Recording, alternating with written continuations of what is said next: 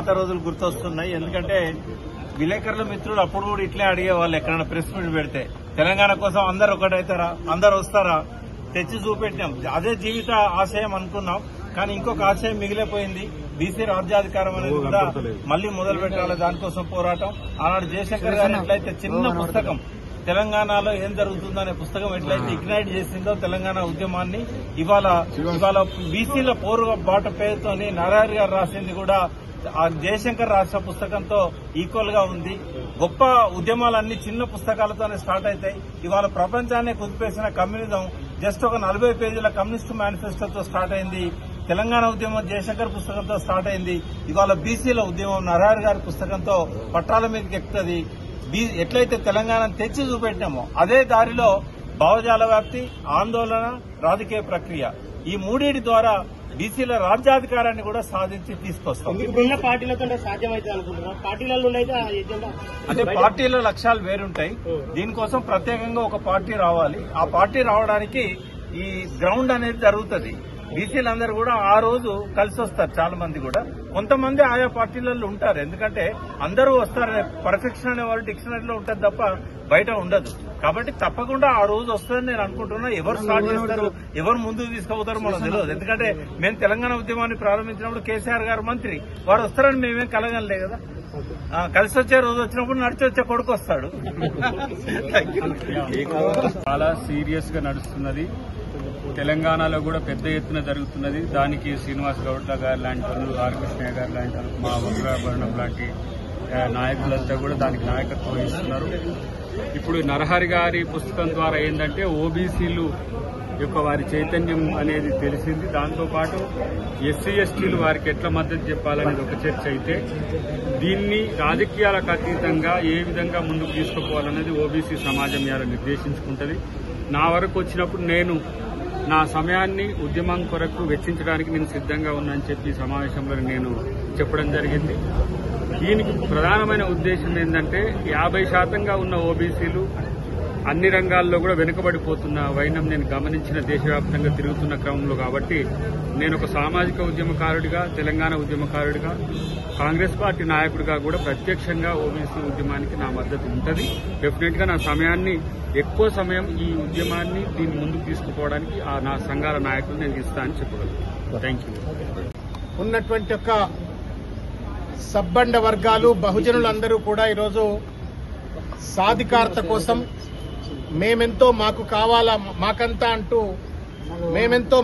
అంటూ నినదిస్తూ పోరాటాలు చేయడానికి సమాయత్తమవుతున్నటువంటి ఒక తరుణంలో పరికిపండ్ల నరహరి గారు, Indian administrative service officer, Madhya Pradesh cadre, Peddapalli parliament నియోజకవర్గ బిడ్డ, బహుజన బిడ్డ, తర్వాత ఆయనతో పాటుగా పృథ్వీరాజ్ సింగ్ అని చెప్పని ఒక అడ్వకేట్, మధ్యప్రదేశ్ చెందిన ఒక అడ్వకేట్, ఇద్దరూ కలిసి ఒక అద్భుతమైనటువంటి ఒక ఉద్యమ ఆయుధాన్ని పుస్తక రూపంలో ఇవాళ ఓబీసీ వర్గాలందరికీ కూడా ఈరోజు అందజేసినారు. ఈ పుస్తకం చూడటానికి చాలా చిన్నగా ఉంది, కానీ ఒక విస్ఫోటనం కలిగించేటువంటిది, మొత్తం బీసీ సమాజాన్ని చైతన్యం చేసేటువంటి ఒక అద్భుతమైన ఆయుధంగా నేను భావిస్తా ఉన్నాను.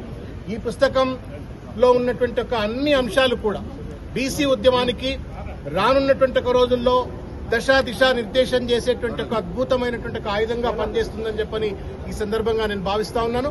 అదేవిధంగా ఇవాళ కులగణన పేరు మీద రాష్ట్ర ప్రభుత్వం ఒక తంతు నిర్వహించిన తర్వాత 42% ఇస్తా అన్నారు. ఆ 42% ఫిగర్ ఎట్లొచ్చిందో అది బ్రహ్మదేవుడి కెరక. 42% అని కామారెడ్డి డిక్లరేషన్లో అన్నారు. దాన్ని అమలు చేస్తా అని చెప్పని కులగణన చేసినారు. కులగణన చేసిన తర్వాత ఎల్లి మీద మల్లిబడే, మల్లి మీద ఎల్లిబడే అని చెప్పని ఒకళ్ల మీద ఒకళ్ళు ఇవాళ బాధ్యతను దాటవేత ధోరణికి పాల్పడుతూ ఇవాళ 42% అమలు చేయకుండానే స్థానిక సంస్థల ఎన్నికలు నిర్వహించాలని ఒక ప్రయత్నం చేస్తా ఉన్నారు. ఇది పూర్తిగా కూడా మోసపూరిత వైఖరి. ఈ పుస్తకం ఓబీసీల పోరుబాట అన్నట్టు ఒక పుస్తకం వచ్చిన నేపథ్యంలోనైనా సరే రాష్ట్రంలో ఉన్నటువంటి ఒక ఓబీసీలందరూ కూడా, బీసీ వర్గాలందరూ కూడా ఈరోజు కాంగ్రెస్ ప్రభుత్వం చేస్తున్నటువంటి మోసపూరిత వైఖరిని తప్పనిసరిగా ఎండగట్టాలా. 42% రిజర్వేషన్ స్థానిక సంస్థల్లో ఇవ్వడానికి కేంద్ర ప్రభుత్వం 9th షెడ్యూల్లో పెట్టాలనే బూచి చూపెట్టి తప్పించుకునే ప్రయత్నం కాంగ్రెస్ ప్రభుత్వం చేయొద్దు, రేవంత్ రెడ్డి గారు చేయొద్దు అని చెప్పి నేను విజ్ఞప్తి చేస్తా ఉన్నాను. మీకు నిజంగానే మానవత్వం ఉంటే, నైతిక బాధ్యత ఉన్నట్టయితే వెంటనే అసెంబ్లీలో 42% చేస్తున్నట్టుగా ఒక యాక్ట్ ద్వారా చట్టం చేసేసి వెంటనే దాన్ని ఒక జీవో ద్వారా అమలు చేయొచ్చు. అట్లా కాకుండా మేము కేంద్రానికి పంపించినాం, వాళ్ళు 9th షెడ్యూల్లో పెడతలేరు, కాన్స్టిట్యూషన్ అమెండ్మెంట్ చేయట్లేరు, కాబట్టి మా పని మేము చేసినాం, వాళ్ళ పనాలు చేయట్లేరని ఒకళ్ల మీద ఒకళ్లు దాటవేత ధోరణికి పాల్పడి ఒక బ్లేమ్ గేమ్ ఇండల్దైనట్టయితే బీసీలకు న్యాయం జరగదు. ఈ పోరుబాట నేపథ్యంలో తప్పనిసరిగా ఇంకా బలంగా 42% రిజర్వేషన్ స్థానిక సంస్థలు వచ్చేంత వరకు కొట్లాడతాం. రాకపోతే స్థానిక సంస్థల ఎన్నికలు పెట్టే ప్రయత్నం కనుక రేవంత్ రెడ్డి ప్రభుత్వం చేస్తే అది దగా అవుతుంది, మోసం అవుతుంది, నయవంచన అవుతుంది. సాధ్యమైతే రానున్న రోజుల్లో బీసీ రాజ్యాధికారం తప్పనిసరిగా అవుతుంది. ఎవరన్నా కలలు కన్నారా ఈ దేశంలో మహిళలకు 50% రిజర్వేషన్ వస్తుందని చెప్పని? ఎవరన్నా కలలు కన్నారా దళితులకు ఈ దేశంలో సముచితమైన వాటా వస్తుందని చెప్పని? తప్పనిసరిగా బహుజనులకు కూడా వస్తుంది. రావడం కోసమే కదా నరహరి గారు ఇటువంటి పుస్తకం రాసిండ్రు. రావడం కోసమే కదా ప్రకాష్ గారు లాంటి ఒక మేధావులు ఈ రోజు ఈ సమావేశంలో వచ్చి మనందరినీ కూడా చైతన్యపరిచిండ్రు. భవిష్యత్ తప్పనిసరిగా అవుతుంది.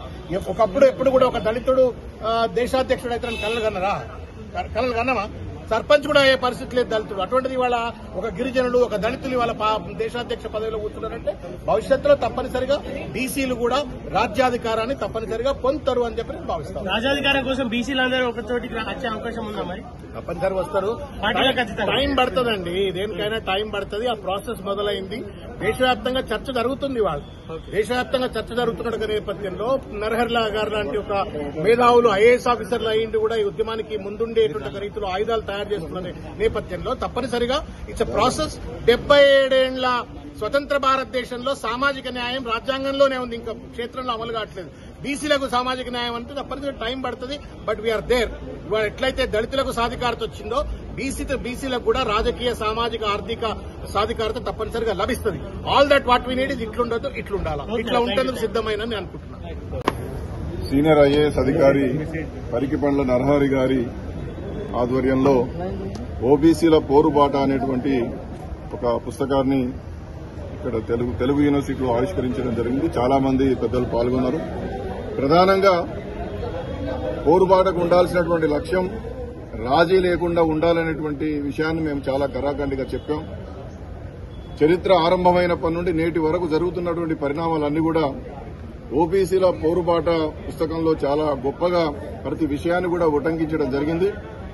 మనం ఎప్పటికి కూడా ఈ దేశంలో ఓబీసీల రాజకీయ విషయాలు కావచ్చు, రిజర్వేషన్లు కావచ్చు, ప్రయోజనాలు కావచ్చు, ఈ విషయంలో తమిళనాడునే మనం ఆదర్శంగా తీసుకుంటున్నాం. కారణం ఏంటంటే సిద్ధాంతం విషయంలో రాజకీయ సిద్ధాంతాలకు, ఎజెండాలకు, పార్టీలకు భిన్నంగా అక్కడ అందరూ ఏకమవుతున్నారు.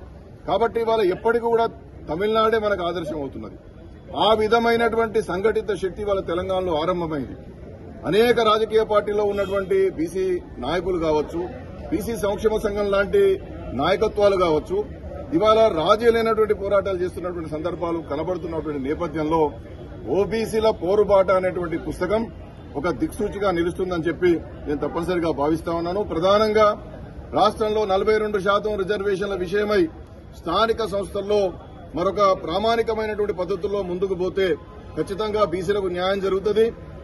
రాష్ట్ర ప్రభుత్వానికి అంకితభావం ఉండవచ్చు, కాంగ్రెస్ పార్టీ ఒక విశాల దృక్పథంతో ముందుకు పోతుండవచ్చు, కానీ అమలుకు కావాల్సినటువంటి కార్యక్రమాల్లో పద్దతులు ప్రామాణికంగా పాటించకపోవడం ద్వారా 42% రిజర్వేషన్ల అమలుకు అవరోధం ఏర్పడుతుంది. కాబట్టి ఇప్పటికే 2 సంవత్సరాల నుండి లోకల్ బాడీస్ లో ఎలక్షన్స్ లేవు.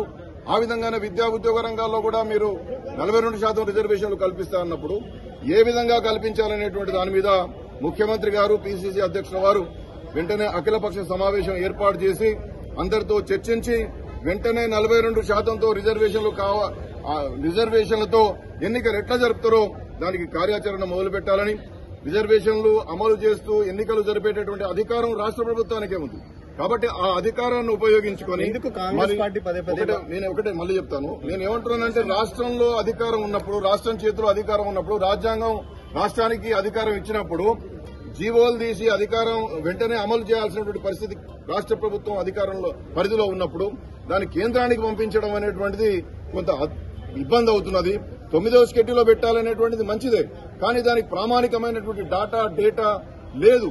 ఆ డేటా లేకుండా పద్ధతులు పాటించకుండా మీరు కేంద్రానికి పంపించేటటువంటి ఏ బిల్లులైనా అవి అక్కడనే ఉండిపోతాయి. దానివల్ల రాష్ట్రంలో ఉన్నటువంటి బీసీలకు అన్యాయం జరుగుతుంది. కాబట్టి ఆ పద్ధతులన్నీ పాటిస్తూ వెంటనే ఎన్నికలకు సిద్దం కావాలంటే 42% సంబంధించినటువంటివి ఇక్కడ ఉన్నటువంటి బిల్లులను చట్టం చేయండి, గవర్నర్ గారి ఆమోదంతో జీవోలు తీయండి, ఎన్నికలు జరపండి, మీరు ఇచ్చినటువంటి హామీ మేరకు 42% అమలు చేయాలని చెప్పి మేము రాష్ట్ర ప్రభుత్వానికి విజ్ఞప్తి చేస్తున్నాం. ఆ దిశగా కూడా బీసీల పోరుబాట అనేటువంటి దాంట్లో నిక్కచ్చితంగా ఇవాళ పీసీసీ అధ్యక్షుల వారు కావచ్చు, ఈటల రాజేంద్ర గారు కావచ్చు, దాసో శ్రావణ్ గారు కావచ్చు, అద్దంకి దయాకర్ గారు, జాజుల శ్రీనివాస్ గౌడ్ గారు, మేమందరం కూడా కరాఖండిగా బీసీల విషయంలో రాష్ట్ర ప్రభుత్వం ఒక సానుకూల దృక్పథంతో ముందుకు రావాలి. అప్పుడే బీసీలకు ఒక సరైనటువంటి మార్గ నిర్దేశనం ఇచ్చినటువంటి ప్రభుత్వంగా నిలబడుతుందని చెప్పి మేము సూచన చేయడం జరిగింది. మీరేమో డేటా చక్కలేదంటారు, మరి మమ్మల్ని చూస్తే దేశవ్యాప్త కులగణన స్టార్ట్ చేసింది. దాని గురించి నేను చాలాసార్లు చెప్పాను. స్వతంత్ర కమిషన్ ద్వారా చేయించమని నేను చెప్పినప్పుడు వాళ్ళు స్వతంత్ర కమిషన్ ద్వారా చేయలేదు. అది చేయకపోవడం ద్వారా నిలబడదు. ప్రభుత్వము ప్రణాళిక విభాగం ద్వారా చేసేటటువంటి అధికారులు చేసేటటువంటి సర్వే నిలబడదని మనకు బీహార్ ద్వారా చాలా స్పష్టంగా తెలిసింది. బీహార్ అధికారులను పిలిపించి చర్చించి అన్ని చేసిన తర్వాత కూడా వీళ్లు బీహార్ మోడల్లోనే పోయారు కాబట్టి అది నిలబడదు. ఆల్రెడీ పాట్నా హైకోర్టు జడ్జిమెంట్ మనకు ఉన్నప్పుడు మళ్ళీ అధికారులు చేసేటటువంటి సర్వే ఎట్లా నిలబడుతుంది? కాబట్టి ఇప్పటికైనా ఆ యొక్క డాటాను ఒక స్వతంత్రమైనటువంటి కమిషన్ వేసి ఆ కమిషన్ ద్వారా 50% దాటడానికి కావాల్సినటువంటి అన్ని అనాలిసిస్ చేసి వెంటనే చట్టం చేసి చట్టం ద్వారా దాన్ని అమలులోకి తీసుకురా